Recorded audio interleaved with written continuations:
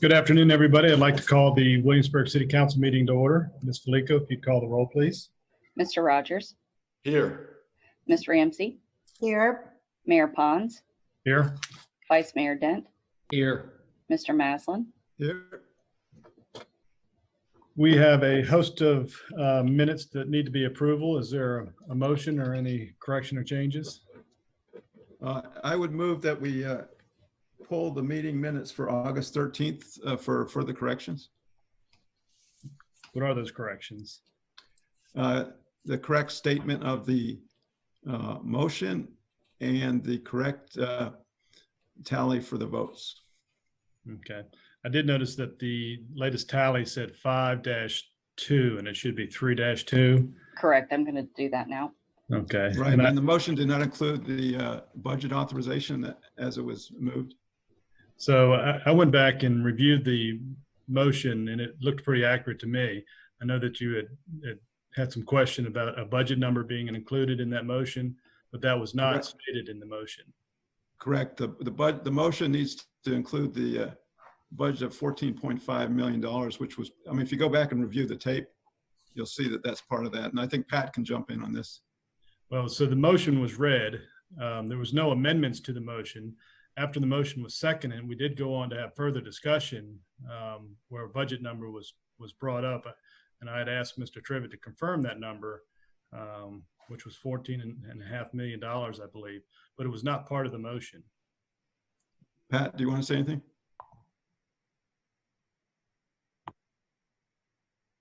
You're muted, Pat. Yeah, I didn't have a chance to go back and watch the video. So I in my mind, I recalled it being a part of the motion. But again, I haven't gone back to confirm it in the video. Okay. And once again, that's a good reason to pull the meeting minutes with this, so we can further investigate it. Well, so I did, and I believe what I'm saying is accurate. Again, after the motion was made and seconded, I had asked for any additional conversation. You did not ask for an amendment to that motion. And so then we went on and had further discussions about the budget amount. It's not part of the motion. Now, the minutes do need to reflect if there was discussion about those a budget amount. It needs to be memorialized somehow in the meeting minutes. Okay. What I would then offer that we amend the minutes to reflect that after the motion was made and seconded, there was conversation about a budget amount where Mr. Trivett stated that it was $14.5 million. Yes, sir. All right, so Mr. Maslin, I think you have a motion and Mr. Pons has restated that motion. Is that all right? Restatement of the motion? That's fine with me. Pat, is that okay?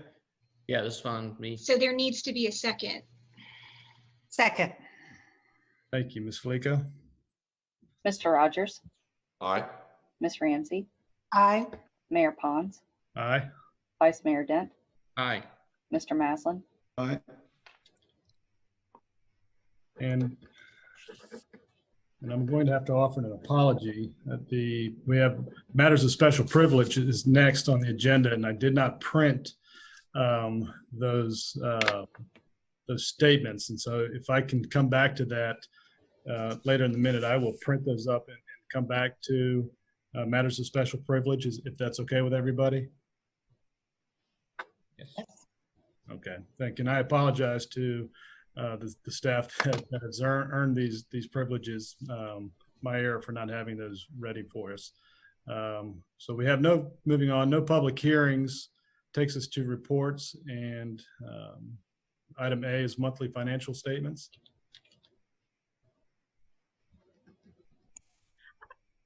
Okay, this is Barbara Dameron, and I have a COVID-19 update to share. So give me just a minute to pull that up.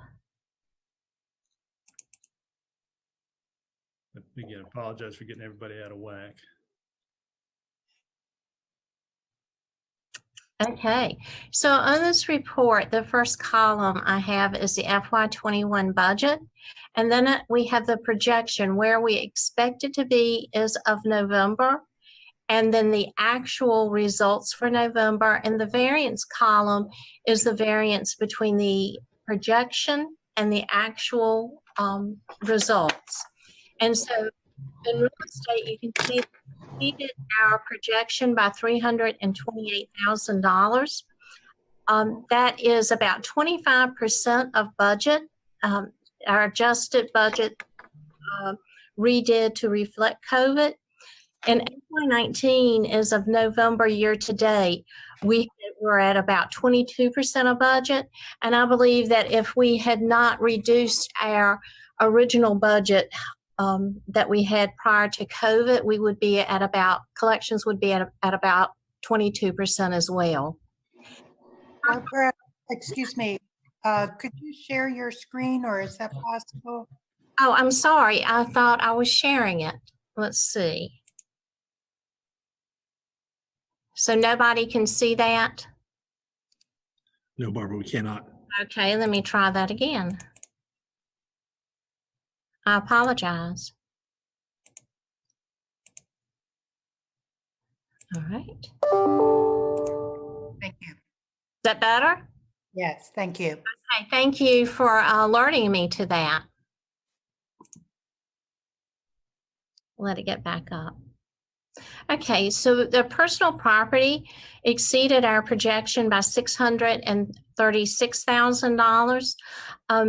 Last year, we were at about 54% of budget in November. Right now, we're at 89% of our adjusted budget. Had we not adjusted that budget, we would be at about 56% of the original budget. Lodging is performing behind our projection. We are, that variance is a negative $285,000, and that's about 38.5% of what we collected in November of 2019. Our meals tax is performing better than the projection by the tune of $232,000. However, it's only 68% of what we collected in November of 2019. Our business, professional, and occupational licenses are performing better, just slightly.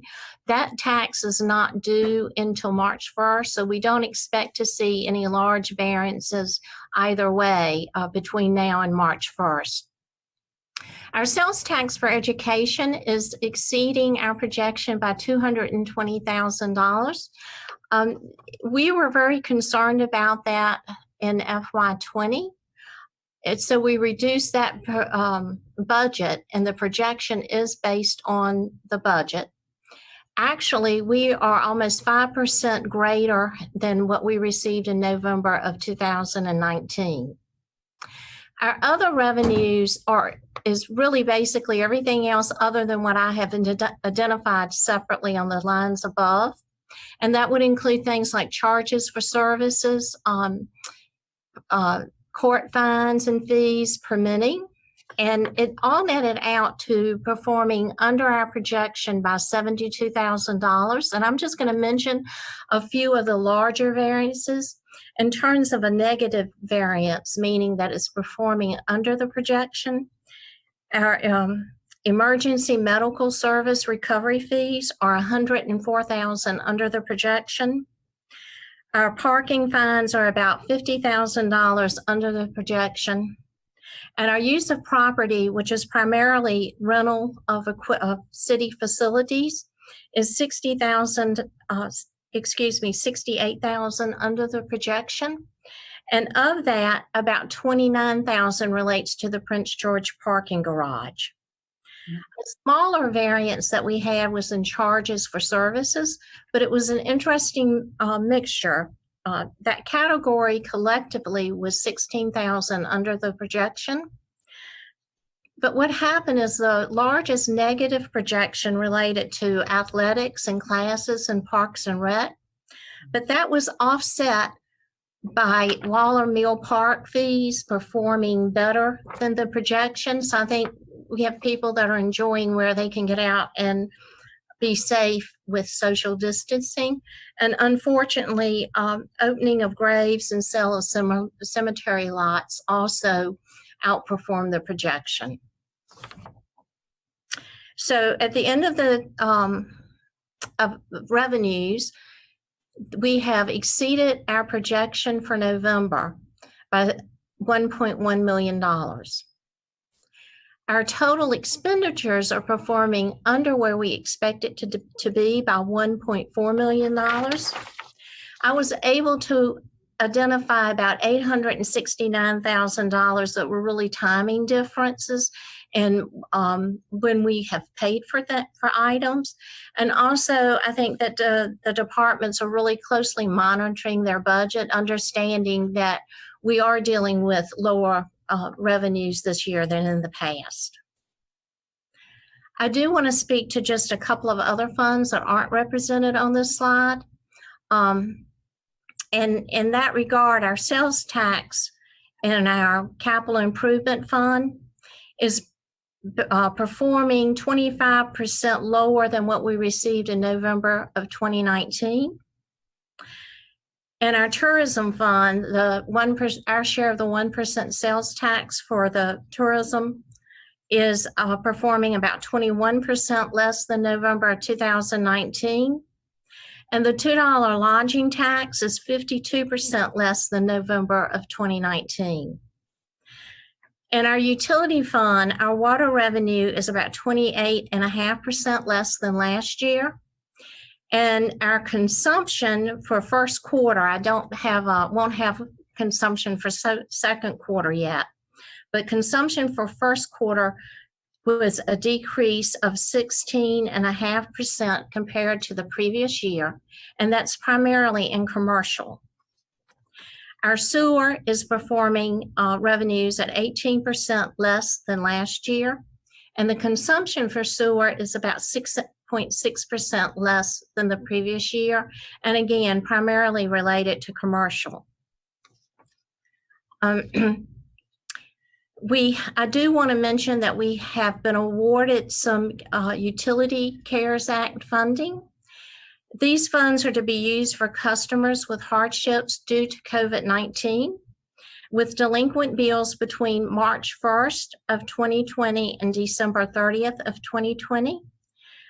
The accounts have to be at least 30 days in arrears, and we are asked to give preference to accounts that are 60 days or greater in arrears. We will very shortly be pushing out information on the website as well as social media in regards to how to apply for these funds. And we will also have a certification form on the website that is required. And I also want to note that in your packet, the very last page has some information that our Commissioner of Revenue provided, Laura Overy, and it is showing our brick and mortar sales and our online sales for fiscal 2020 and year to date as of November for fiscal year 2021. You can expect to have this information updated each month.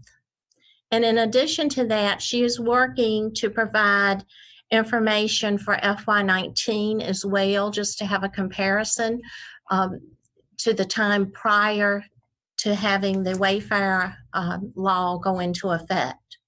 And when you look at that, you can see the increase that started to occur in March of 2020 and continues through November, although it really peaks in terms of online sales in June and starts to decline slightly from that each month, but still is well above the pre-COVID period. And that concludes my remarks for the monthly financials. I certainly would be happy to entertain any questions. Are there any questions for Ms. Dameron? Mr. Maslin? Yeah, on the chart that you've got on the screen there, the footnote that says revenues and expenditures for CARES, can you explain that? Absolutely. The CARES funding was not included in our projection, And so I have backed that out of the revenue as well as any expenditures we have to date, so that the comparison is a little more realistic and valuable when comparing to the projection. So can you talk a little bit about expenditures backed out? So in terms of where we've got CARES revenue coming in, there are a couple categories that can be applied to. One is which would be programs that are CARES related programs. And then other areas would be, ongoing operations that have the need for CARES revenue. So is it? Well, what I did. Go ahead.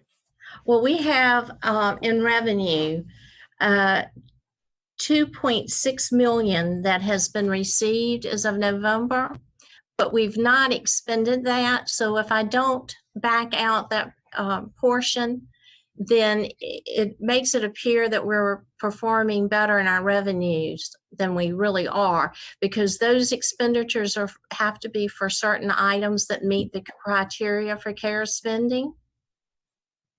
No, that's good. Then also talk about the online sales percentage. That's great to include that report this and going forward. I was a little surprised because if you compare July 2019 to July 2020, the percent of online sales goes from 15% to 29%, which looks like intuitively that makes sense. But when you actually look at the dollars, it's only going, and you can correct me if I'm wrong, it's only going from 66,451 to 66,779. And the reason we're seeing the big increase in percent is because of the decline in the brick and mortar sales. Is that how you read it? That is absolutely correct. So we have one, to some extent, not completely offsetting.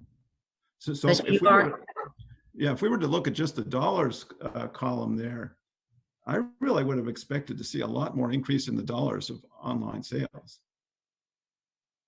Well, one thing that we have noted is there was a substantial or a bigger increase earlier in March, and we have started to see that decline. And I believe in my discussions with the commissioner, she felt like we would level out at about a 20% of online sales compared to the total.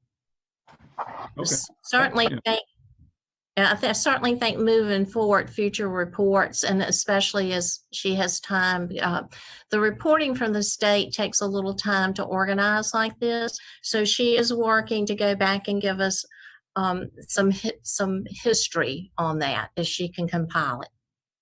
And just so we remember that the going forward, the percentage is going to be influenced by the dollars of online sales in relationship to brick and mortar sales, which we hope will be coming up. Correct. Thank you. Good questions. Good discussion. Any other questions for Ms. Dameron? Mayor, I don't have a question. I just wanted to make a comment. Yes, sir. Ms. Dameron, thanks for the update. It's really helpful to see the numbers, especially as they're related to COVID. So again, I've said this before, while there's some reason to be optimistic and there's some positive numbers there, I do want to remind folks that if you're looking at the monthly financial statement in the room and meals tax, that's only reflected through October, with December typically being a good month for the city. We would speculate on the negative side with the cancellation of Grand Illumination and other events and maybe additional restrictions from the governor due to COVID, that we're going to see some significant impact in December. That's a good point. And I will also reiterate that the variances that I'm showing are compared to our projection, which is based on a reduced budget. And that's why I tried to put in some comments about what that looked like in comparison to where we were in November of 2019. Thank you. It's very helpful. Yeah, I think Vice Mayor, the point that you're making is a good one. This is better news than we expected, but it's definitely not good news. And I think that's what everybody has to keep in mind. It's very easy to look at this and say, oh, well, they thought they were going to be 7 million behind. They're only 4 or 5 million behind. And that is good news, but it's good news about already bad news. So it sort of cancels out. Yeah, and with everything else that's going on, I don't want to focus on the negative, but I also want to be realistic about where we are.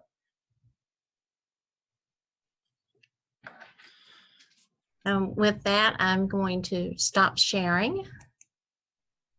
Next. So then that takes us to monthly departmental operating reports. Yes, thank you, Mayor. Submitted for your review. Any questions or comments on those? Yes, sir. Mr. Maslin. Hey, Drew, if we could just drill down to economic vitality, one of the ones that at least the key performance indicators says we're not on target, and maybe we can expect a better story. Number of applications for the Tourist Development Grants Review Committee. So right now we've got 0 showing. Last year at this time we had about 22, and I think maybe that's due to our cycle. But going forward, can we ask the Tourist Development Grant Review Committee maybe to see if they have suggestions for what metrics would be good for us to be following and improving in terms of the dashboards? For example, would one metric be good in terms, with all the emphasis on the sports complex project? Would one of the metrics be good that measuring our progress on the project timeline?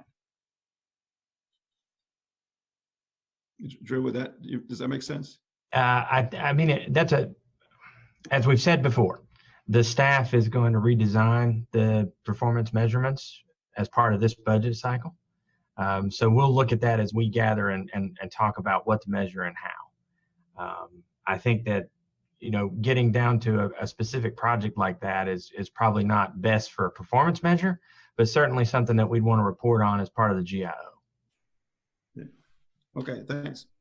And just to that point, I think we had received applications for the current cycle for the TDF, but then all of that was basically put on a major hold until we get through COVID. Right. So it wasn't that we didn't get any this year. It was just that they didn't go forward to a next phase of discussion. Right. You're right. We did receive applications and we're just about to convene the committee to consider those when we decided to suspend the grant program so that we could use that money to offset the deficit that we just showed you in the financial report.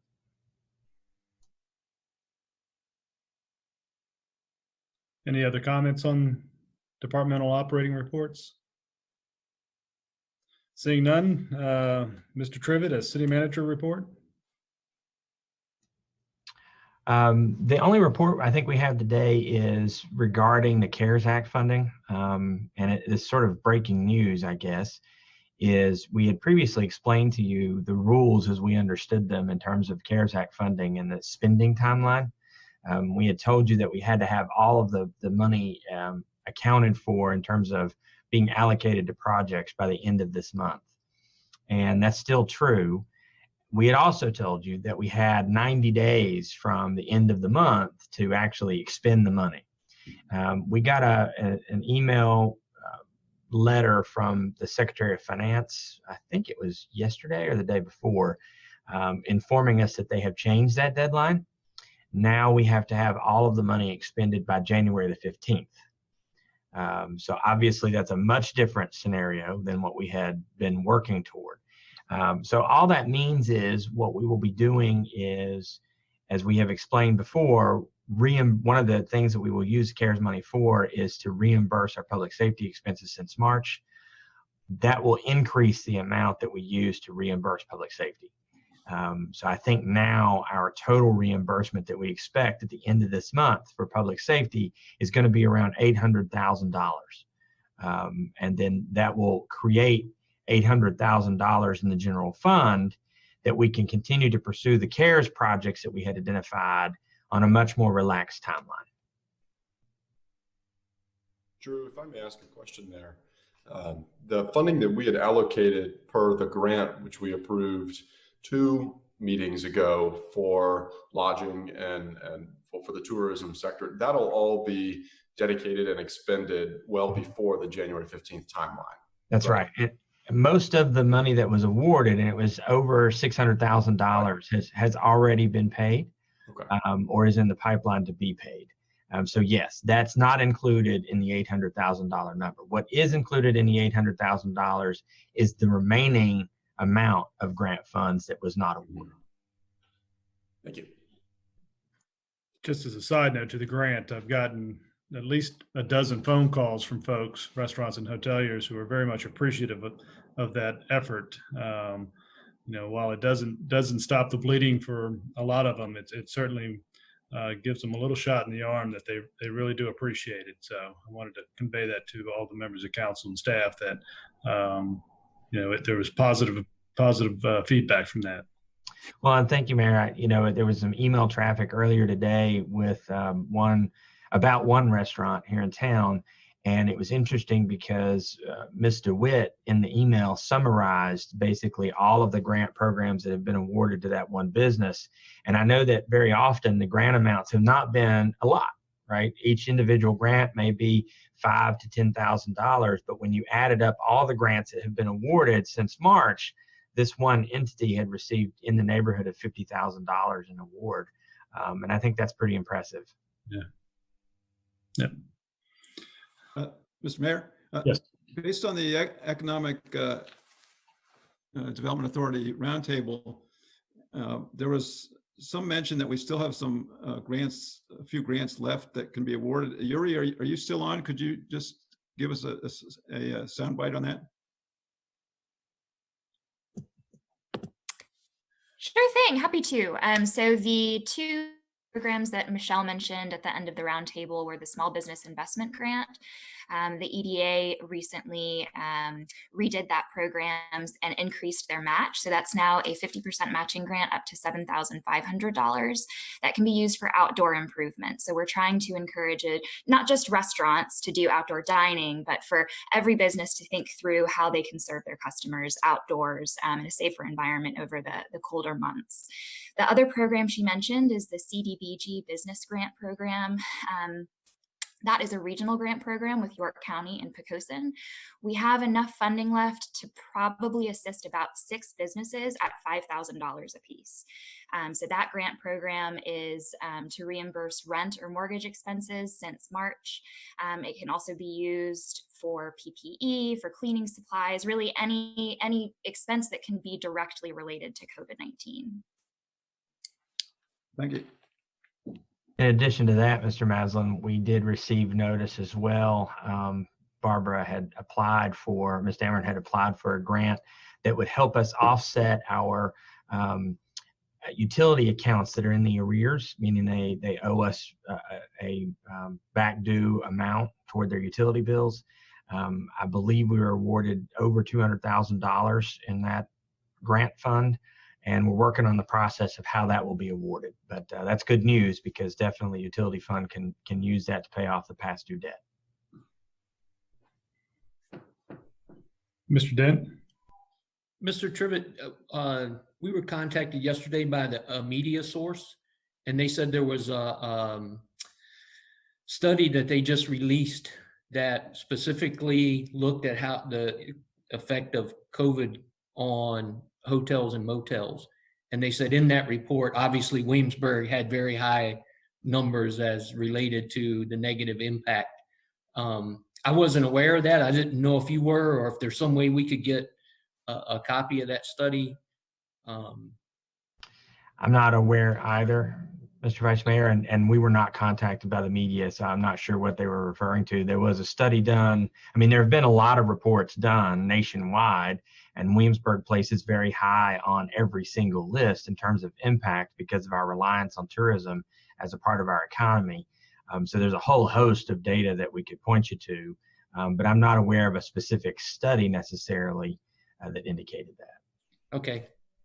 I mean, they could have been referring to the recent work done by the Greater Williamsburg Partnership that looked at how our economy has been impacted. But I mean, that's what I'm saying. There's a wealth of information out there. It's very difficult to know for sure what they were referring to. Okay, thank you. I think it was an ODU study. Maybe Dr. Aguilar had done something. So maybe we can dig into that and see if we can't muster up that report. Anything else for the city manager? Seeing none, I'll go to Ms. Shelton for city attorney's report. Nothing today. Okay, good. All right, so before I go on to unfinished business, I'll go back to the Excellence in Service Awards to our two of our city employees who have been with us for some time and have done an outstanding job. So first we have Yuri Adams. Yuri Adams has faithfully and honorably served the citizens of Williamsburg for nearly 4 years as an economic development specialist. From her very first day as a City of Williamsburg employee, Yuri has been a strong champion for existing businesses. She provides excellent communications and assistance to those businesses through Economic Development Department's existing business and retention program that includes one-on-one technical assistance and accesses grants and other resources.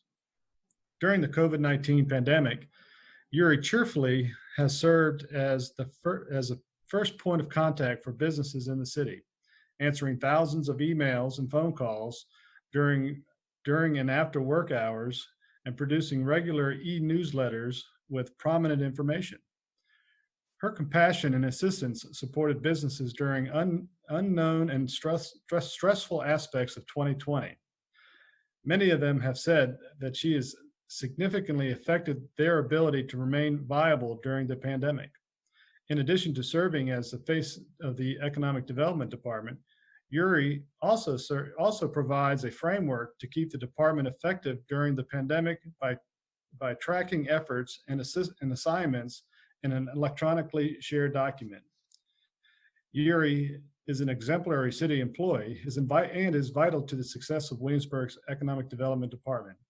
She is hereby recognized for her dedication to excellence in keeping with the best tradition of public service in Williamsburg. And also, on this day, not too many years ago, Yuri was born. So happy birthday, Yuri. So everybody, a round of applause for Yuri. Yuri, would you like to say something? Sure, absolutely. Thank you so much, Mayor Pons and City Council for this incredible honor. And I do mean that earnestly. I think it's an honor to receive this award and to be an employee of the City of Williamsburg. I think it's safe to say that excellence in service is something that every single city employee strives for every day. So to be recognized for those efforts is truly humbling. I just want to say that none of that work would have been possible without the incredible team that is the Economic Development Department. Michelle DeWitt and Joanna Scribala are two of the most incredible, phenomenal women I have ever had the pleasure of knowing. And none of that work would have been possible without them as a support system and a team. So thank you to my team, and thank you again, Mayor Pons and City Council. Thank you. We appreciate all that you do for us. Okay. So next we have Paula Sproston. If I'm saying that incorrectly, I apologize. But she has faithfully and honorably served the citizens of Williamsburg for 8 years. She began her career with the city as a utility billing specialist, where she provided outstanding customer service to all residents on a daily basis. Through her hard work and dedication, she was promoted to an accountant and assumed a leadership role in implementation of the enterprise resource planning system, which has been no easy feat, I'm sure. Throughout the 2 years of implementation process, Paula's perseverance and positive outlook kept the implementation team motivated. Paula is an exemplary city employee and is vital to the success of the Williamsburg Finance Department. She is hereby recognized for her dedication and excellence in keeping with the best traditions of public service for the city of Williamsburg. Round of applause for Paula. I'm sorry, I don't know if it's your birthday or not, but no, not next month. Next month. Well, thank you for being with us. Would you like to say a few words? Yes, just thank you to everyone. And I couldn't have done it, as Yuri mentioned, without the fellow employees here at the finance department, and especially Michelle Wilson in IT. She and I spent many hours on the implementation, and so far it's going great. But thank you guys very much. You're certainly welcome. Thank you for Thank you, being a Paula. valuable Thank team you. player. Okay, so now getting back on track.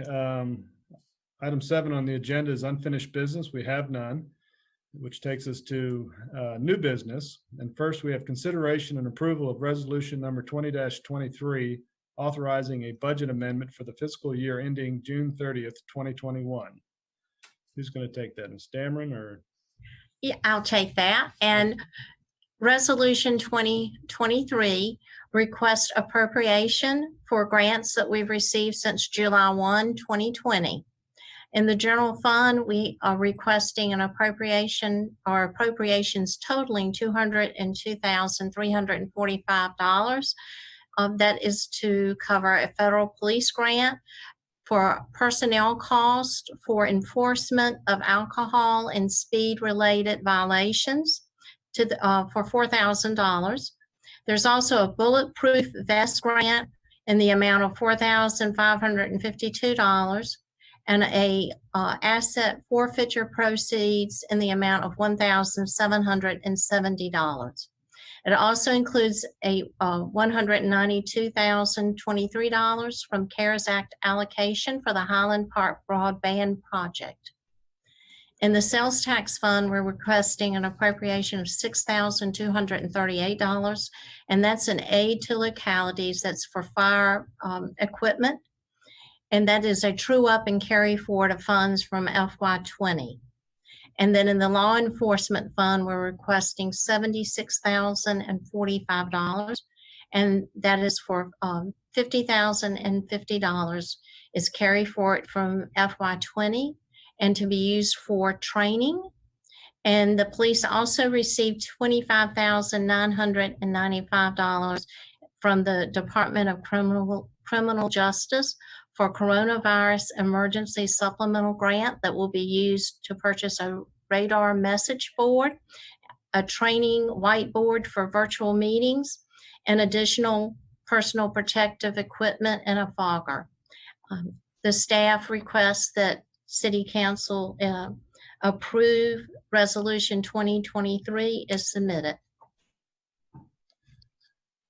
Thank you. Is there any questions for Ms. Dameron? Any comments, Mr. Dan? No questions, no comments. Thank you. Mr. Maslin? Okay. Ms. Ramsey, Mr. Rogers? Yeah. No questions for me? None for me either. I'll go ahead and make a motion. Thank you, sir. I move to approve the resolution 20-23 as submitted. Second? Mr. Rogers, Aye. Ms. Ramsey, Aye. Mayor Pons, Aye. Vice Mayor Dent, Aye. Mr. Maslin. Aye. Takes us to item B, which is consideration and authorization for the city manager to execute a contract with Kajeet to provide the necessary hardware and bandwidth for a 6-month pilot project offering free wireless internet to the residents of Highland Park.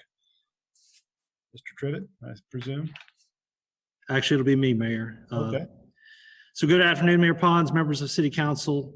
Your adopted goals, initiatives, and outcomes for the 2019-2020 work years included an initiative to explore new opportunities with broadband services. Staff determined that a wireless solution as a public utility is a potential fit for Williamsburg.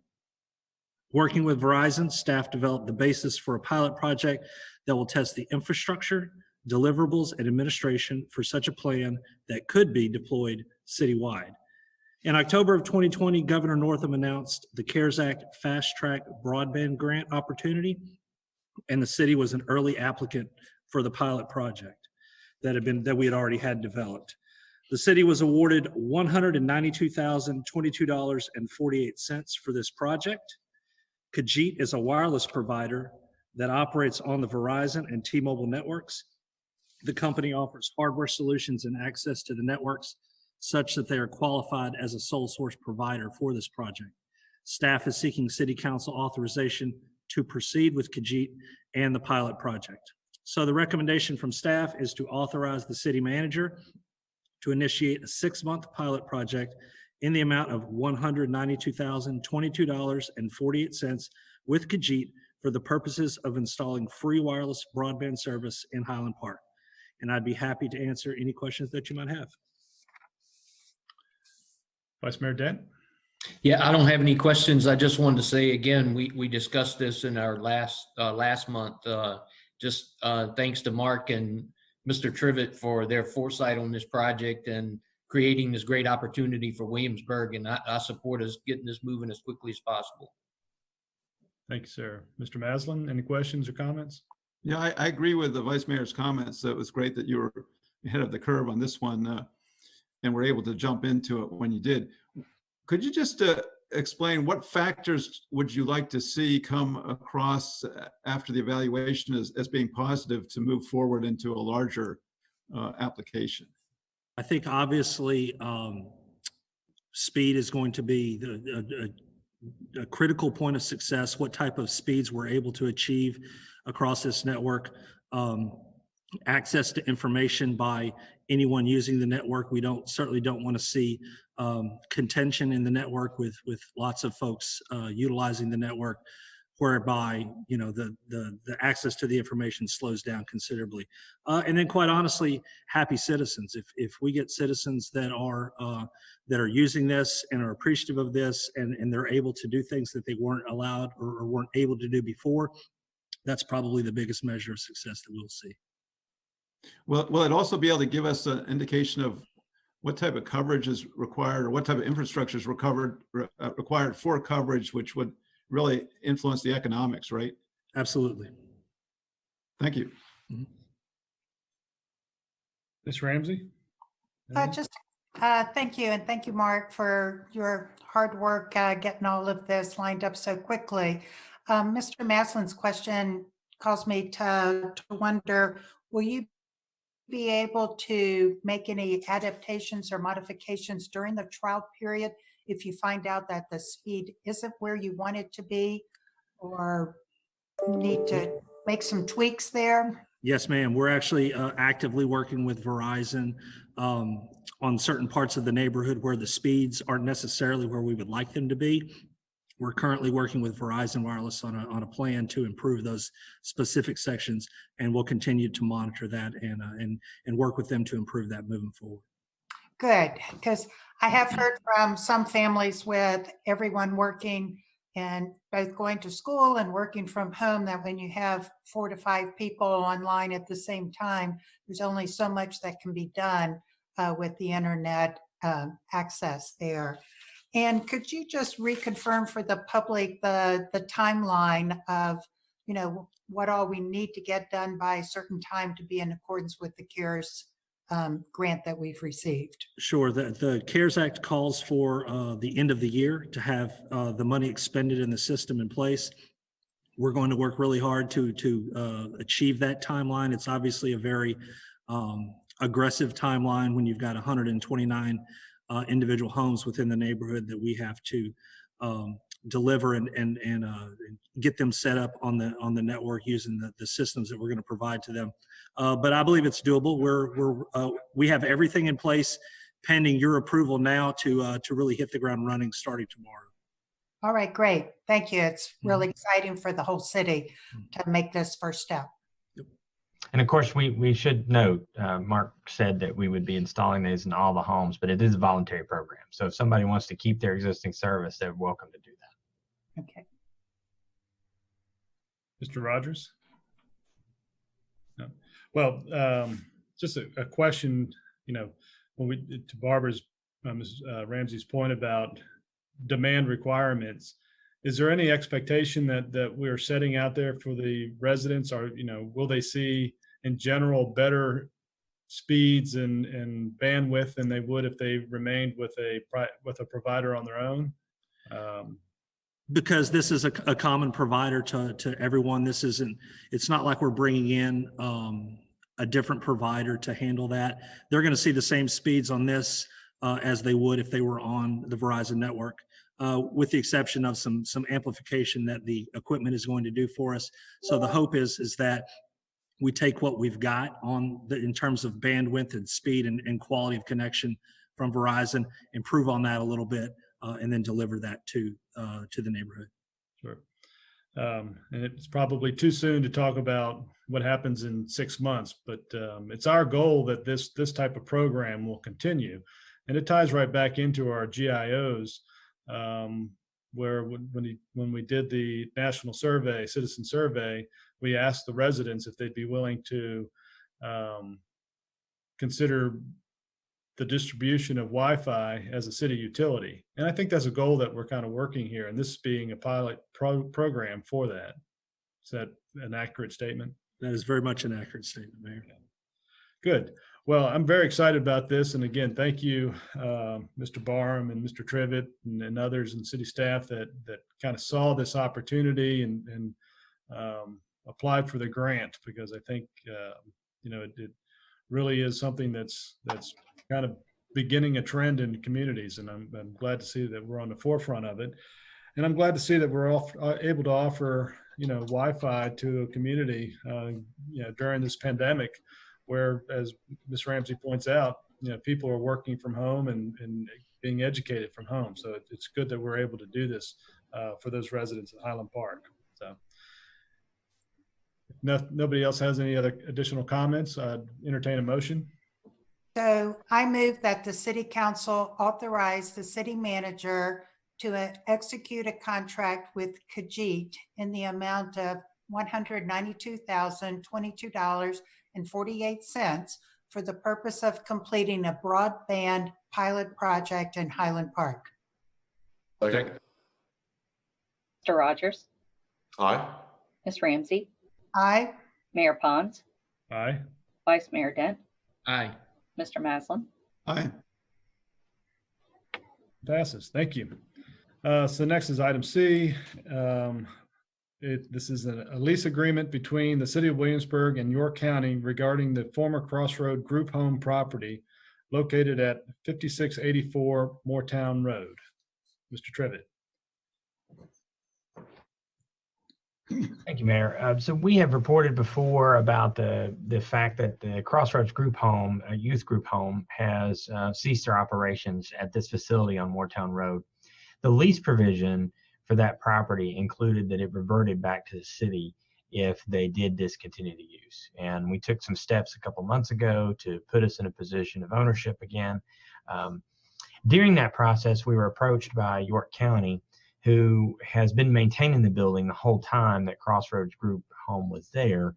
And they're very interested in taking possession of it so that they can use it as a new fire station for Upper York County.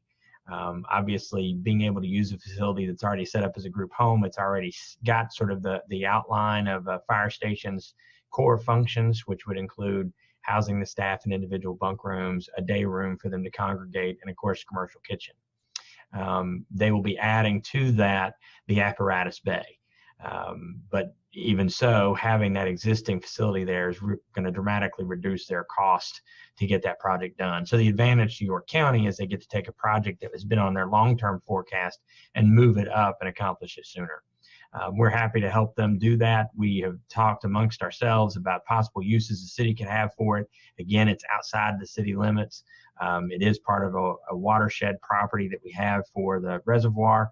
But ultimately, we think this is a good use of the property. So we submit the lease for your approval. Thank you, Mr. Trivett. Vice Mayor Dent. No questions. I just think it's a win-win for the city with not only from a financial standpoint and somebody taking over the lease, but having a station there that provides additional mutual aid benefit to the city, as well as coverage for those residents of York County along that Moortown Road corridor. Thank you. Mr. Maslin. I agree. Yes, definitely a win-win. I'd like to thank the city attorney because I had some questions that she was able to answer earlier today. And Drew talked about this being part of our watershed protection area, which is why we own the property in York County. Along those lines, Drew, stormwater management, which is we discuss in all of our projects. Since the county's, it's in the county, how does the stormwater management approvals go forward on this? Do we have a say in it, or is it just the county? We're going to have a say in the BMP because it's on our property and that's provided for in the lease. But the approval process would still go through York County. Okay, and then final question, the $200,000 that we have coming in from the lease, which fund is that going to go into? It will just be deposited in the general fund. Okay, thank you. Ms. Ramsey? I have no questions or comments other than what's been made. I agree. It's a win-win for everyone involved. Thank you.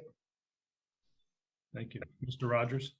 And I agree with Vice Mayor Dent's comments that it's a win-win for those involved. I'm glad York County will have a wonderful use for it in their fire facility. Well, thank you. And I concur. I think, our relationship with both James City County and York County, which surround us, is vital to us, and as our relationship with them is, I'm sure. And to be able to offer this type of opportunity to York County in the win-win, I think is a positive thing. So I'm glad that we're able to do this with York County. With that, I'll entertain a motion.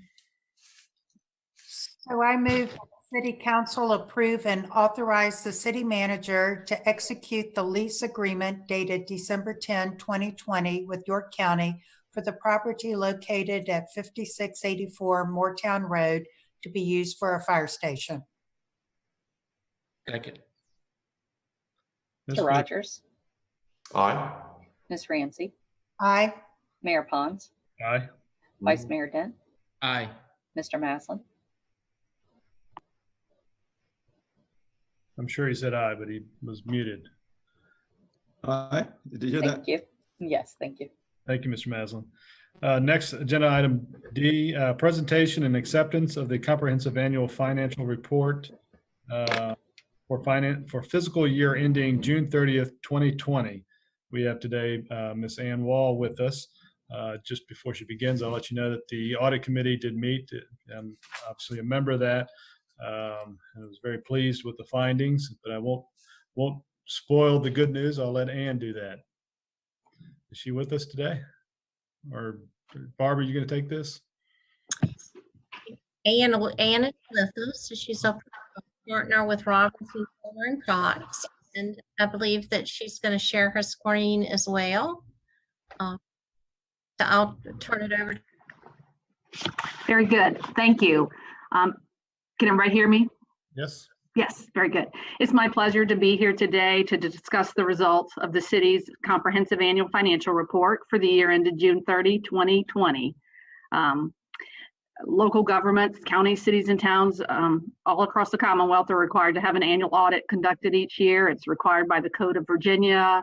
The federal government requires that you get one if you receive federal dollars, and I think the city probably has it's probably in your written bylaws that you have an audit conducted. So your audit is complete. The city's report, we refer to it as a CAFR. It's a comprehensive annual financial report, and it's a very detailed document. The city's report this year is 143 pages with an 11-page introductory section. It contains all of your actual financial information, your budgetary information, a lot of analysis in there, footnotes that support the amounts in the financial statements.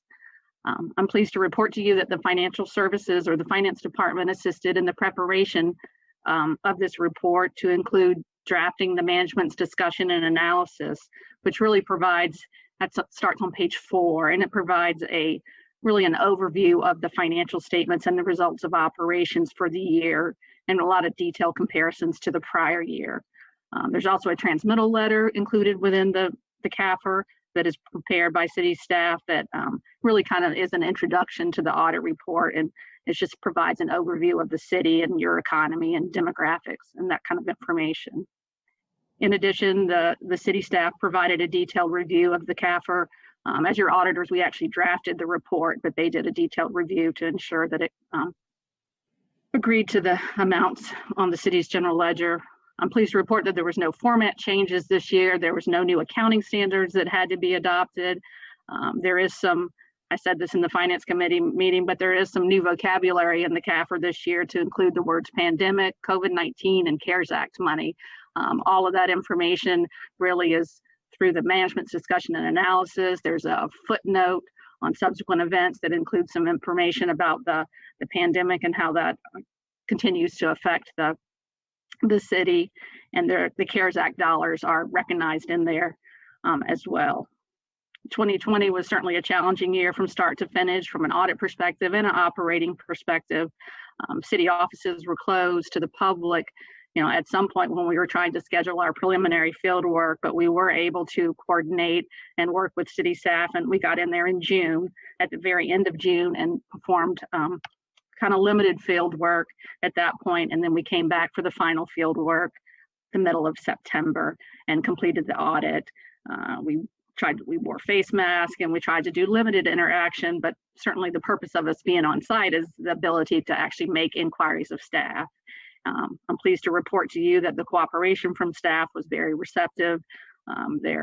They were very well prepared and communicated, the communications with them, and knowing that we were there and made themselves available to us so that we could make our inquiries and move on. And we certainly appreciated that. I'm going to attempt to share my screen. If it works, we'll look at my slide presentation. If it doesn't, I'll just keep on talking.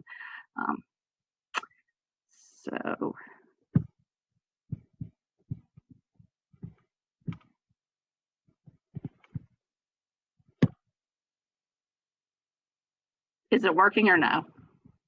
No. We're seeing We can see your email, Ann. Okay. All right. Lovely. All right. Well, I will just. Looks like your PowerPoint's down there, Ann. You can just open And that is up. that Eerieville? Yes, it is. Have you been there recently? Well, it's been a while, but it's beautiful there. It is. I wish I could find my power. There it is. Okay.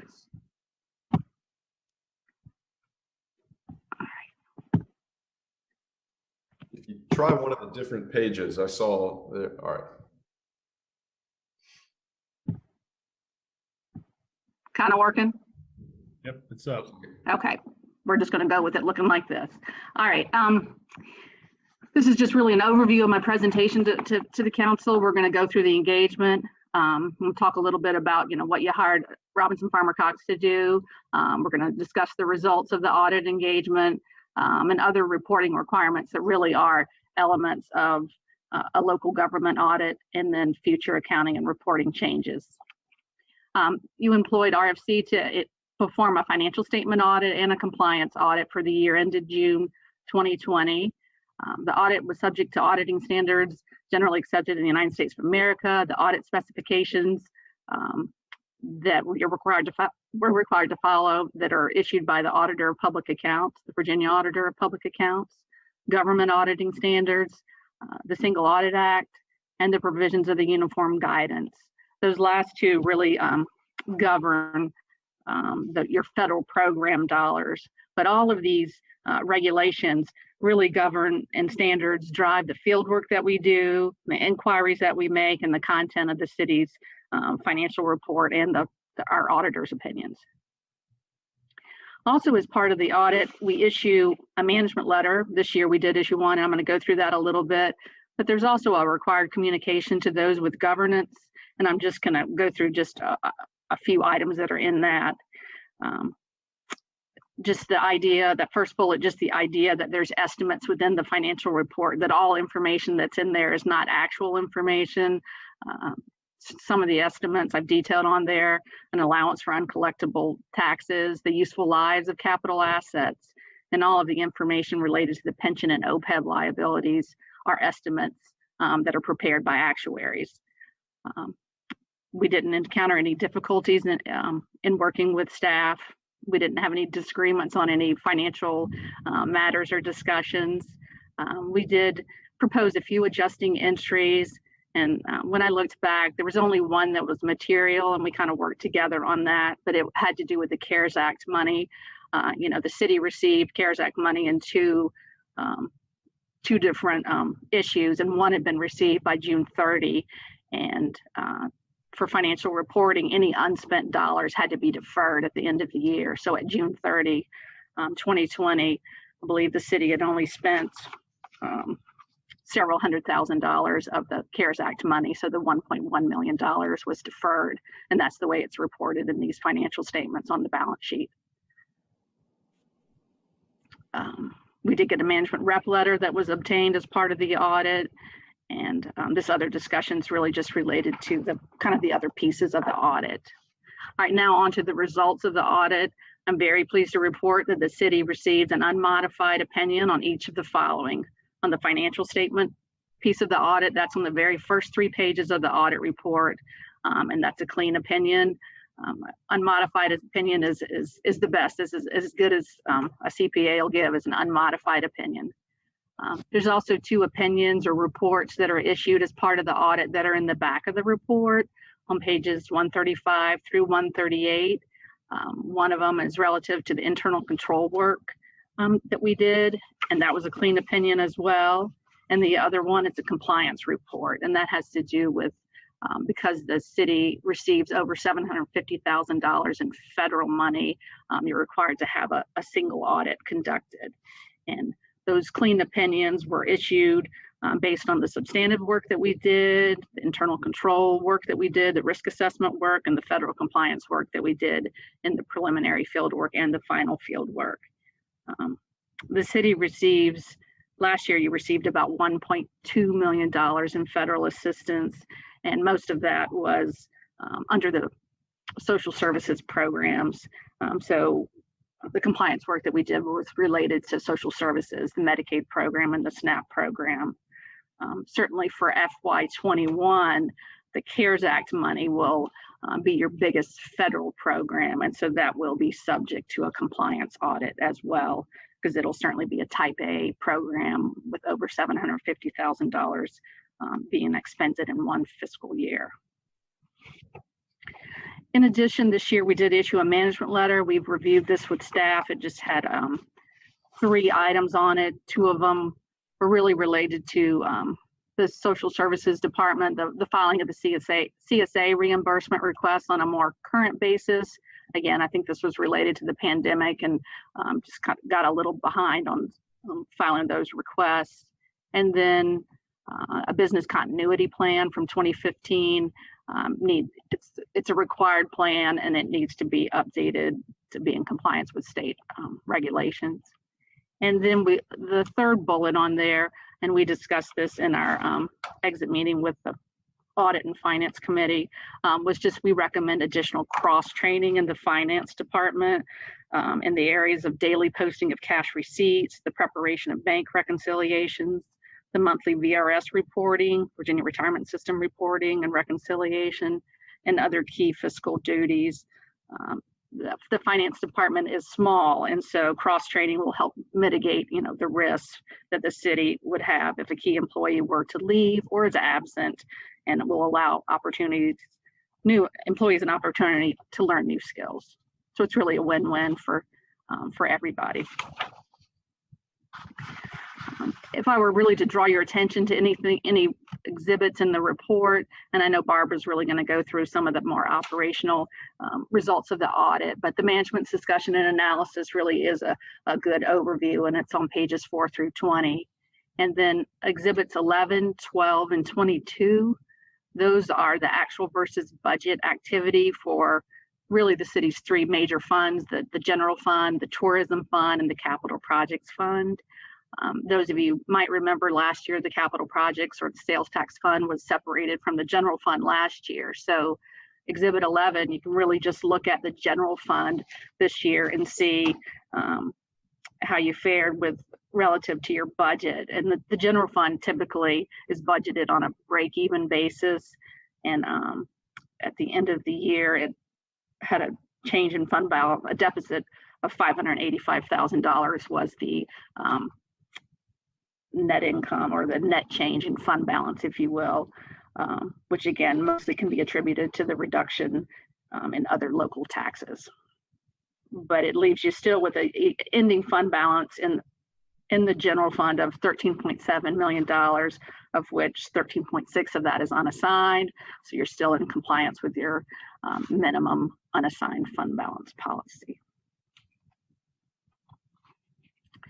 Other reporting requirements, also as part of this engagement, it's due to the actual audit report, but also there are comparative cost report forms that have to be filed and submitted to the Auditor of Public Accounts.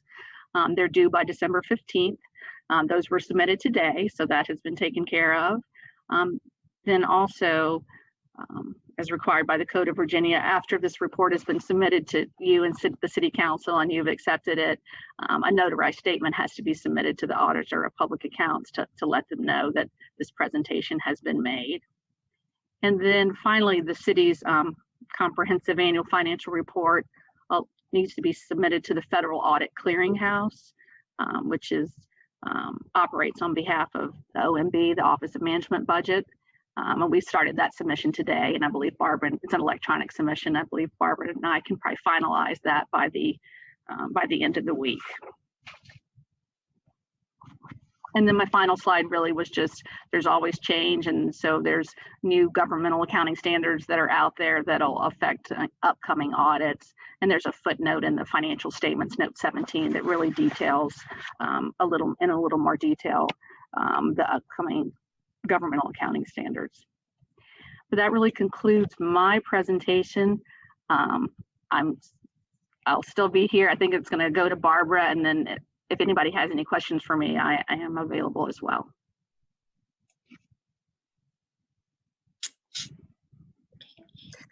I have a presentation that covers briefly the results.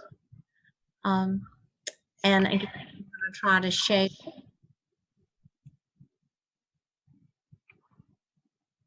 And that's not the one. So let me get out of that.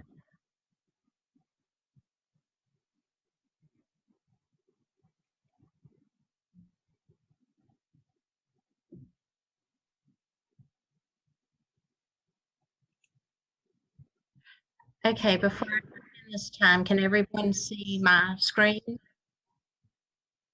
Yes. Okay, thank you. So I'm going to start with a big picture overview of the general fund. We began the year with a fund balance of $14.3 million. We had revenues, operating revenues of $35.7 million. Our expenditures were $32.9 million. And we had transfers out of $3.4 million. And that includes the transfer to the tourism fund as well as the public assistance fund. We ended the year decreasing our fund balance by $585,000. We had a total fund balance of $13.7 million. And as I referred to just a few minutes ago, our unassigned fund balance was $13,689,575. That is 38% of our operating revenues, and within the city's policy of fund balance, unassigned fund balance of 35% of operating revenues. This slide shows the variances in revenue from budget as well as from fiscal 2019. And I'm going to speak to just some of the larger variances. Our general property tax exceeded budget by $229,000. And of that, $59,000 was related to our current year real estate tax, and $163,000 was related to our current personal property tax. In comparison with fiscal year 2019, 2020 exceeded what we collected in 2019 by $869,000. Of that, the biggest portion related to our current real estate tax in the amount of $658,000 increase. $100,000 was related to current personal property tax, and $70,000 was delinquent personal property tax. We talked a lot during the year about meals and lodging, and our meals tax came under the 20 budget by 1.3 million and was 1.4 million less than what we collected in 2019. Lodging was $1 million decrease, both compared to the budget as well as to our 2019 activity. You also note that our permits exceeded budget by $278,000 and was $219,000 more than what we received in 2019.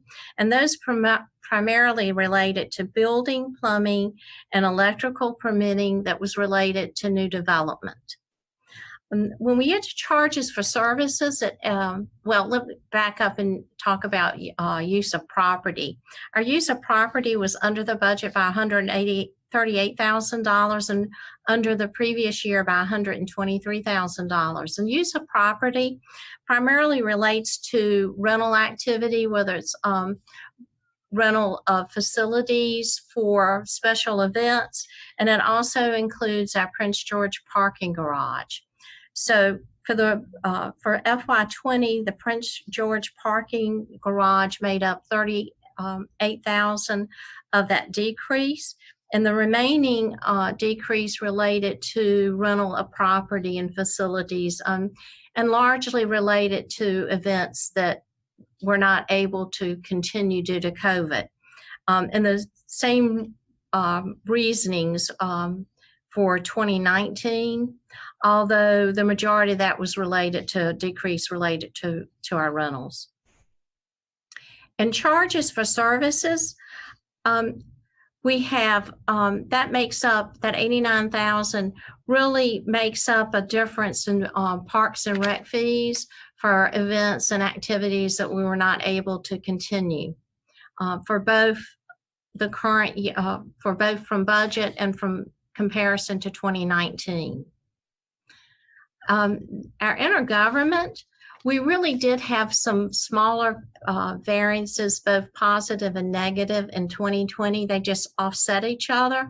So I did want to just speak to one in particular, and that was our state, our sales tax for education, because at one point we were very concerned that we were not going to meet that budget. And at the end of the year, we actually ended up exceeding budget by $43,000. And then comparing to 2019, the majority of that increase is in sales tax for education because we received $103,000 more than what we did in 2019.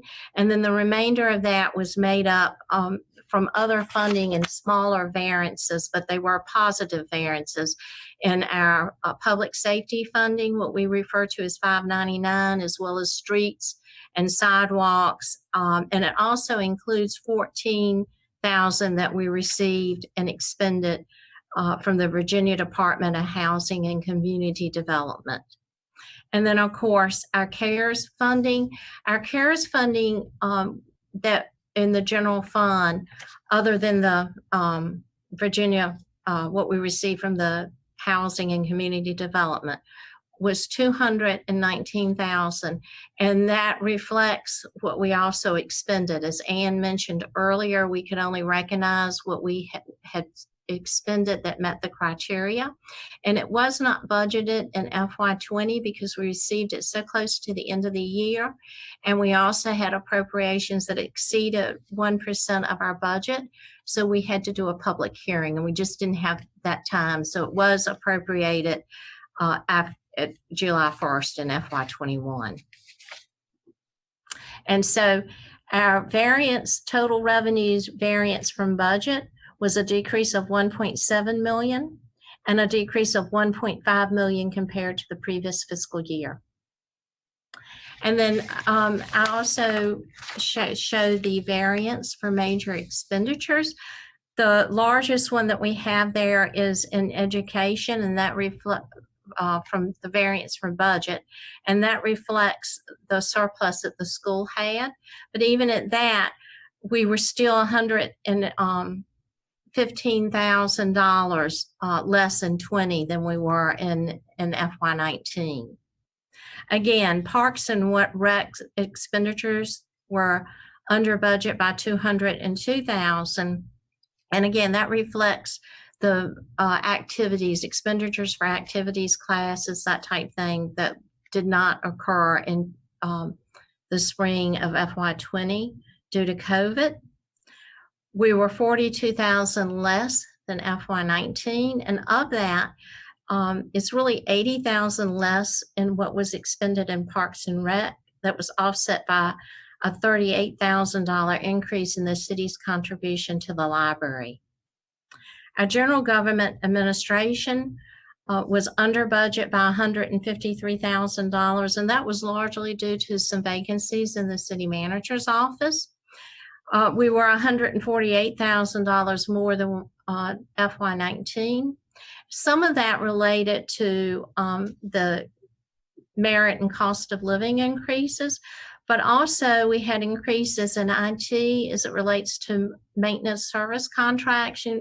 When we take on or implement new software, there's usually a maintenance cost tied to that. We also had some increase in finance, and the majority of that was in professional services and related to the budget document. The Commissioner of Revenue's office had some vacancies that were filled in 20 compared to 19. And in the assessor's office, we also had some additional costs for professional services tied to software that we are using to help analyze real estate assessments. In Public Works, we were under budget by $112,000. And a lot of that had to do with salary vacancies, as well as employees' selection of the type insurance, health insurance that they want, and also some reduction in supplies, and our recycling costs came in under budget by about $18,000. Compared to FY19, there's a $57,000 increase. And that relates to an increase in the recycling cost of $139,000, and that was offset by maintenance service contracts for streets and the amount of about $105,000, and that relates to the city taking over the repaving of historic streets. And in the prior year, we were sending Colonial Williamsburg some maintenance funds to assist in their repaving project. When we look at public safety, we were $65,000 underspending. Some of that relates to the Prince George parking garage, about $54,000, and then we also received a redistribution from the juvenile detention. They shared some of the savings and fund balance that they had with all of their member localities. And then as it relates to the previous year, 2019, there were some increases in the police and fire salary and benefits, and some offset in that from some of the vacancies that were in the parking garage. Community development, I handled this a little differently in comparing from the budget to comparing to the previous year, and that was because of some of the CARES Act funding. When I compared to the budget, I wanted to show that CARES Act funding in the other category so that I could show the $81,000 underspending from community development was pretty evenly shared between planning, economic development, and maintenance of the Triangle building. But when we compare to the $174,000 to the previous year, because we did not have in the previous years the CARES funding, about $144,000 of that increase really relates to the CARES, and it was also includes $30,000 increase and a contribution to the EDA, and that was for tax to support tax incentive increases. And I'll just remind everybody that those tax incentive increases are just a percentage of the revenue that the city realizes in tax increases from the business's investment in the community. The other category in comparison to the budget, however, does include the CARES funds in the amount of $240,000 that we received and was not budgeted during the year. And also the $14,000 in the Virginia Department of Housing and Community Development funds that we received. It was offset by a $53,000 budget stabilization contribution that we did not make during the year because we felt like we would possibly need those funds moving forward to support our general fund balance. And the remaining amounts were just smaller variances spread throughout the city, but not any one an amount that really met the threshold for reporting separately here. I will note that on page 105 of the Comprehensive Annual Financial Report, there is a detailed budget to actual comparison if you want to research some of those smaller variances. And also, beginning on page 100, there is an actual to budget comparison for the revenues. So at the end of the day, our variance for budget was a $1.1 million underspent in the general fund, and that was an increase compared to 2019 of $284,000. And then the next slide is another broad look, and it kind of looks at where we started the year and what happened during the year, and again, how we ended the year. So we started out with a balanced budget of revenues and expenditures of $37.3 million. We redid a covert projection, and we kind of did a worst case scenario. And we projected that our revenues would be maybe as low as $32.5 million, and our expenditures would come in at $36.7 million. And we were anticipating that we could have a reduction in fund balance as much as $4.2 million. And our actual results is we decreased fund balance $585,000. And again, we landed with an unassigned fund balance of a little bit over $13.6 million. And that represents 38% of our operating revenues. And again, is within the city's policy of a unassigned fund balance of 35% of operating revenues. Wanted to also take a look at the utility funds, and when I move to the utility funds, I'm really comparing the variance to the prior year because I think that was a little more meaningful than just from budget.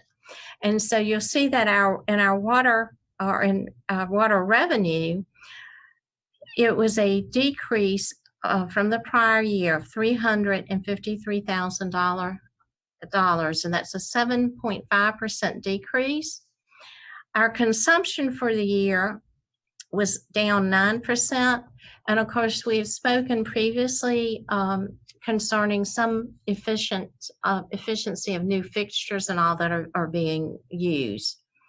In our sewer fund, we see that we increased revenues in 2020 by $52,000. And that's really a combination of an increase in the rate for the from the Hampton Roads Sanitation District of 3%, offset by a decrease in consumption of 8%.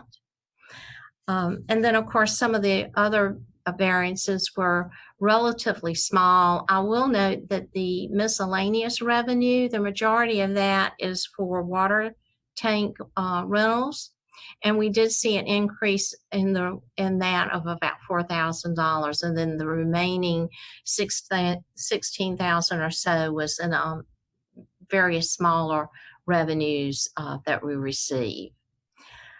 You can also see the decline in our interest income, and we also had a sale of timber in 2019 that was not reoccurring in 2020 for $162,000. So we see revenues for FY20 totaling $7.2 million, and our revenue compared to the revenues of 2019 of $8 million. So we see a $824,000 decrease in revenues. And again, when we look at expenses and the variances between FY20 and FY19, we have two, well, our total expenses are increased $436,000, and there were two main contributors to that. And one was the increase in the sewer system expenditures, and of that $214,000 increase, $141,000 was really the pass-through of revenue to the Hampton Road Sewer Sanitation District.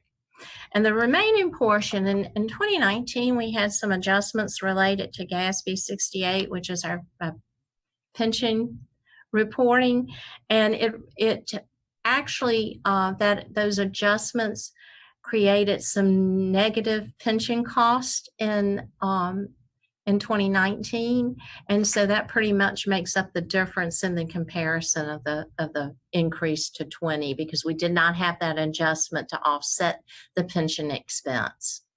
And then we spent 156, or really 157,000 more in capital expenditures. So when we take our revenues of $7.2 million for 20, less our expenditures of 6.9, or expenses, I should say, of 6.9 million, we had a positive change, or an increase in net position of $232,000 compared to the 1.5 million in FY19, which is about a $1.3 million decrease. We ended the year with a net position of $26.2 million. Also, I'm comparing our tourism fund, the FY20 results to FY19. And as you can see, our transfer from the general fund remained level with the previous year at $2.2 million. Our $2 per room lodging tax decreased by $331,000 compared to the previous year, and our sales tax decreased by $64,000. So that we had total revenues of FY20 of 4.9 million compared to the 5.3 for FY19, or a 395,000 decrease in revenue. When we look at our expenditures, we see our administration cost increased, and that's primarily because we had a vacancy for a good part of the year in FY19 that was filled in FY20. Tourism marketing, that consists of two components. The first component was $800,000 to the Chamber and Tourism Alliance, and that remained consistent for with FY19.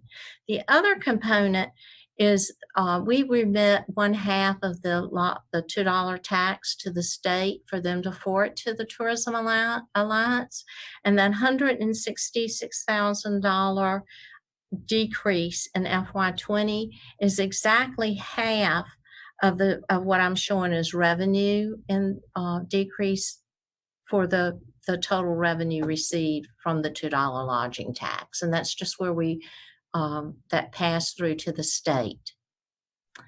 We also, during the year, set aside $1 million for tourism resiliency, and that we did not have in FY19, and we spent $81,000 of that during the year.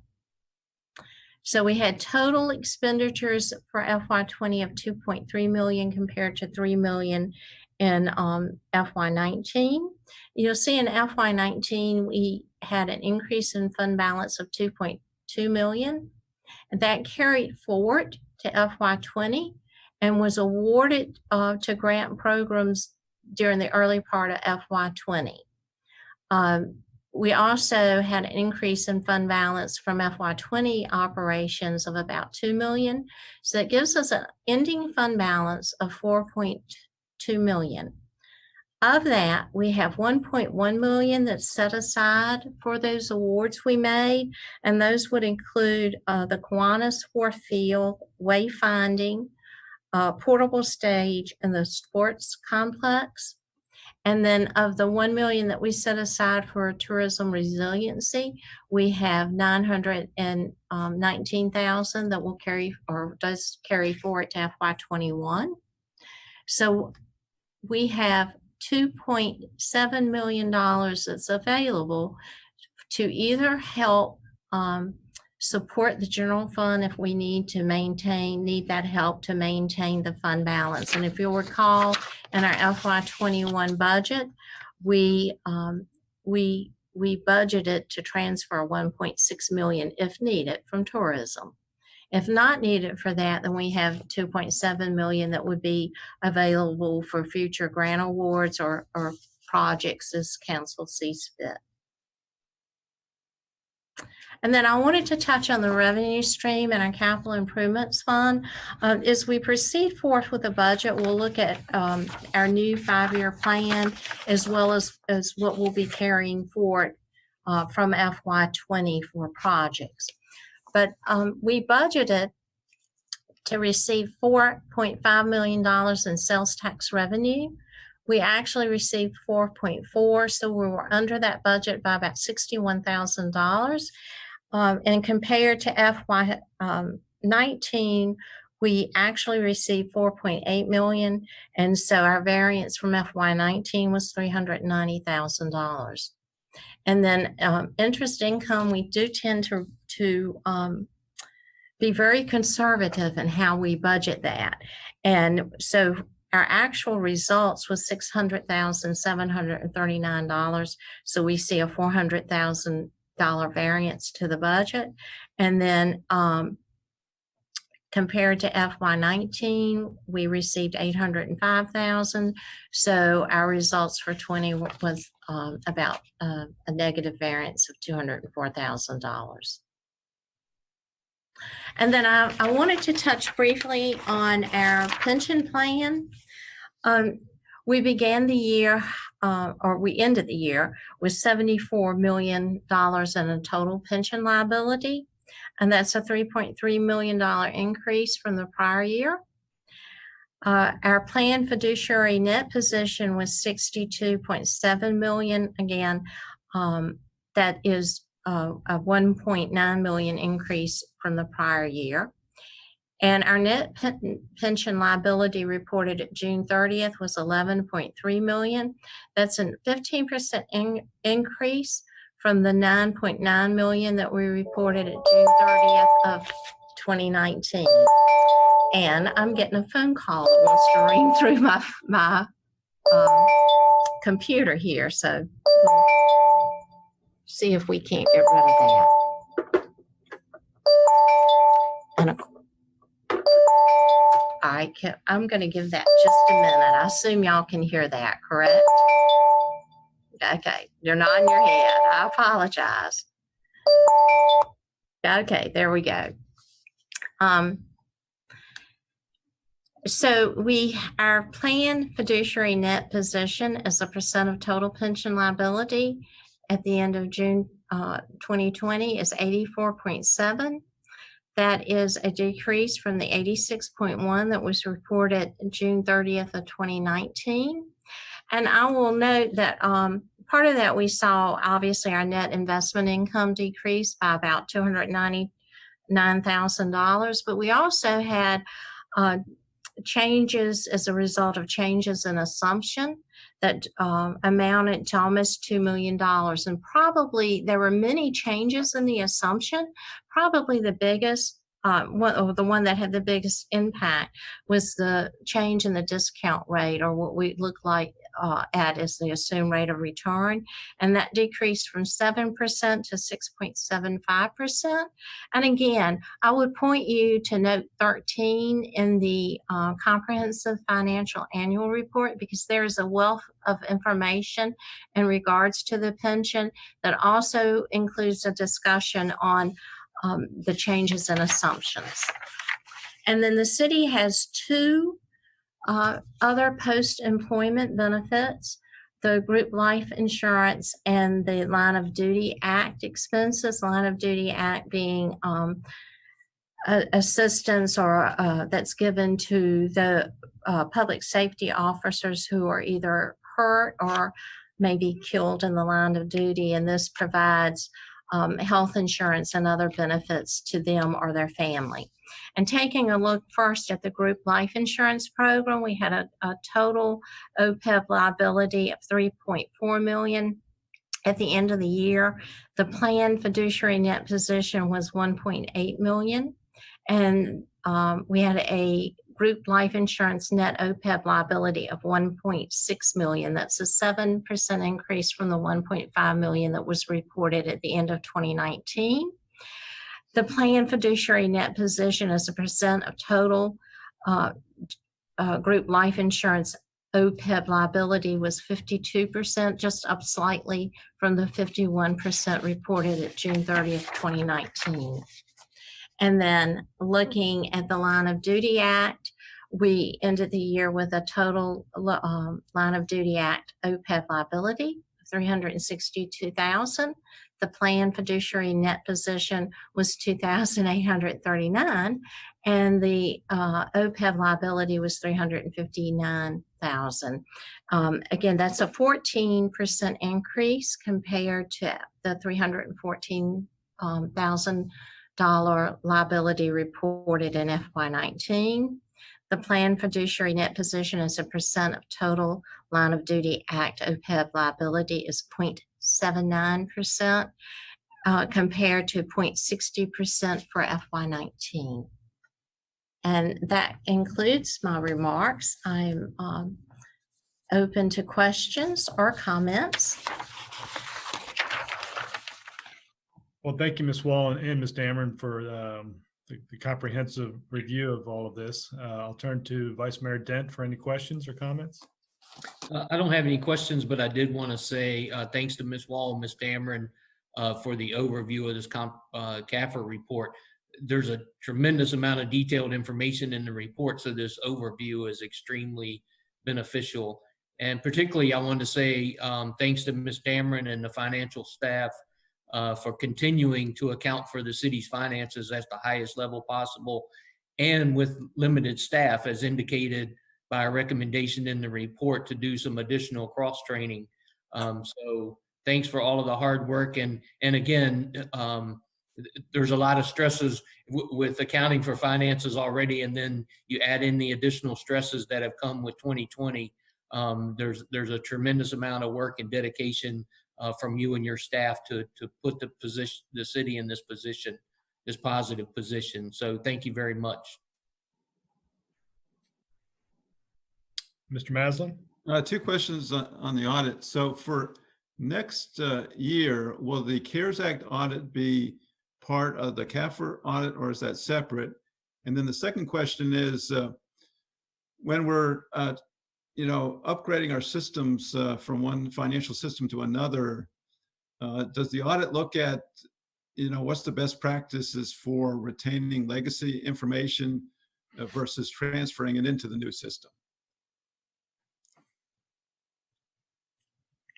I can certainly address the first question here, that the CARES Act money will absolutely be recovered in the FY21 audit. It will be audited as a type A major program, and we will test it for compliance with the regulations as set forth by the U.S. Treasury. The second question relative to the legacy information and the transition to the new system, I know all along, for the last several years, we have worked with staff, and they've kept us apprised that, as different systems come on, the cash receiving process, the accounts payable, and where they are relative to these. And in terms of the details, I feel like they've done a good job of maintaining the details within the accounting system as they move forward. We've never had a problem not being able to access, even when they upload or load in information, the details that they started with to upload, we were able to access. So from an audit perspective, we certainly have not had issues accessing the details during the transition period. Thank you. Ms. Ramsey, any questions or comments? No questions.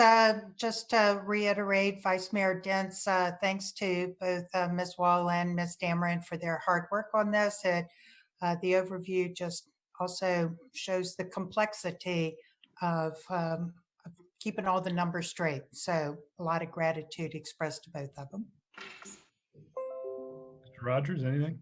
Thank you very much. I certainly echo the sentiments of appreciation to you, Director Dameron, for all of the financial management expertise, and to you, Ms. Wall, for all of the help that you all have given us over the past 6 years in being partnered with your firm. I think it's been shown through what we've gone through the last year or so how important that fiscal conservatism is for the city, and how the worst case scenario projected budget we had was thankfully never reached. And while to Vice Mayor Dent's comments, we have not necessarily everything to celebrate about, we are not as bad as it was projected. So very much appreciating that. One thing that I did not realize that I saw in the presentation, I want to make sure I have the acronym right, is the city and its financial department has for the last, I think, 30 plus years, which I thought originally was a typo, but I'm not surprised that it is not, been given the Certificate of Achievement for Excellence in Financial Reporting from the Government Financial Officers Association, which is a very important and not easily achieved accommodation. So I think that's to the great work of you and your staff, Director Dameron, and I so appreciate it. All the good work you all do for the city. Thank you. No questions for me. Thank you. Well, I certainly echo all the positive feedback that you've gotten, in terms of the cross training, and we did have a conversation about that, and I think staff is going to work on that within their limited budget. So it's a challenge, but I think Barbara Dameron certainly recognizes the need for that, and we'll make sure that every effort is put forward to get to that point, so that there's no gap in our team, so to speak. So. Okay, so we do need to accept this comprehensive financial report. Is there a motion? So I'll move that City Council accept the comprehensive annual finance report for year ending June 30, 2020 as presented. Second. Mr. Rogers? Aye. Ms. Ramsey? Aye. Mayor Pons? Aye. Vice Mayor Dent? Aye. Mr. Maslin? Aye. Okay, so that takes us to item E, appointments to boards and commissions. I see that staff contact is Andrew. Did you have any comments before we make a motion? No, sir. Okay. Vice Mayor Dent, do you have a motion? I do. Can't wait to hear it. I move the City Council appoint Mark Castro and Michael Stevens to the Architectural Review Board for a term beginning January 1, 2021 and expiring December 31, 2024. Michael Jallo and to the Board of Zoning Appeals for a term beginning January 1, 2021 and ending December 31, 2025. And Chris Karachi and Craig Reeves and Sally Wolf to the Tourism Development Grant Review Committee for a term beginning January 1, 2021 and expiring December 31, 2022. Second. Mr. Rogers? Aye. Ms. Ramsey? Aye. Mayor Pons? Aye. Vice Mayor Dent? Aye. Mr. Maslin? Aye. So that takes us to the open forum section of our meeting. Mr. Barham, do we have any callers online or any comments? We do not. Okay, we'll close the open forum. We do have a matter which will take us into closed session. After we conclude our closed sessions, we'll come back to this meeting. for any public comment and for adjournment. So with that, Mr. Vice Mayor Dent, another motion. Yes. I move to go into closed session pursuant to section 2.2-3711 of the Code of Virginia for the purpose of discussing one property matter per subparagraph 3 regarding disposition of publicly owned real property of which discussion in an open meeting would adversely affect bargaining position or negotiating strategy of public body. Second. Mr. Rogers, Aye. Ms. Ramsey, Aye. Mayor Pons, Aye. Vice Mayor Dent, Aye.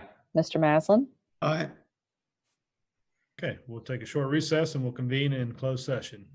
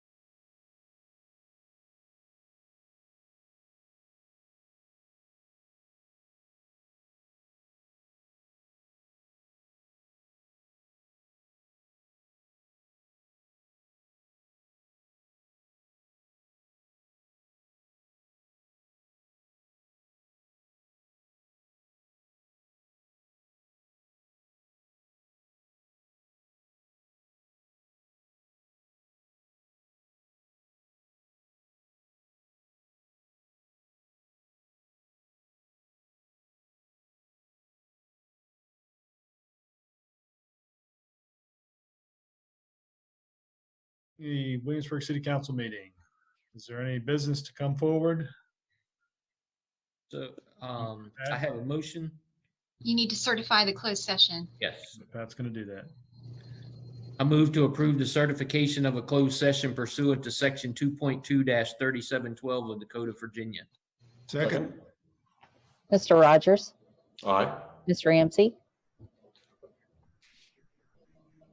Ms. Ramsey. She looks like she might She be froze up. frozen. Okay, we'll call her in a minute. Mayor Pons, Aye. Vice Mayor Dent, Aye. Mr. Maslin.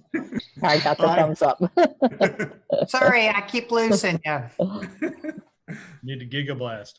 Okay, meeting adjourned. Thank you, everybody. Thanks.